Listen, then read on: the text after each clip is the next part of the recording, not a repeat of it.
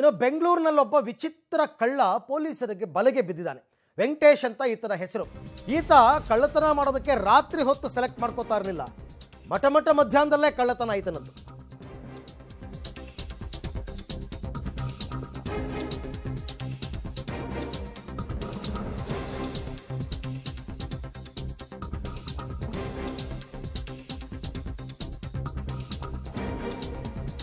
ಐಷಾರಾಮಿ ಮನೆಗಳಿಗೆ ಮಧ್ಯಾಹ್ನದ ಹೊತ್ತಲ್ಲಿ ರಾಜಾರೋಷವಾಗಿ ನುಗ್ತಾನೆ. ಬೇರೆ ಬೇರೆ ಕಾರಣ ಕೊಟ್ಕೊಂಡು AC repair, delivery boy, TV repair, washing machine repair ಅಂತ ಏನೇನೋ ಕೊಟ್ಟು, ಇನ್ನೂ ಕೆಲವು ಕಡೆ ಈ ಮಧ್ಯಾಹ್ನದ ಹೊತ್ತಲ್ಲಿ ಎಲ್ಲ ಕೆಲಸ ಕೊಟ್ಟೋಗಿರ್ತಾರೆ. ಒಬ್ಬರೋ ಇಬ್ಬರೋ ಇರ್ತಾರೆ. ಕಳ್ಳತನ ಮಾಡೋದು ಸುಲಭ. ಹಾಗಾಗಿ ಈತ ಮ್ಯಾಕ್ಸಿಮಮ್ ಕಳ್ಳತನ ಮಾಡ್ತಾ ಇದ್ದದ್ದು ಮಧ್ಯಾಹ್ನದ ಹೊತ್ತಲ್ಲಿ. ಈಗ ಇವನಿಗೆ 22 ವರ್ಷ.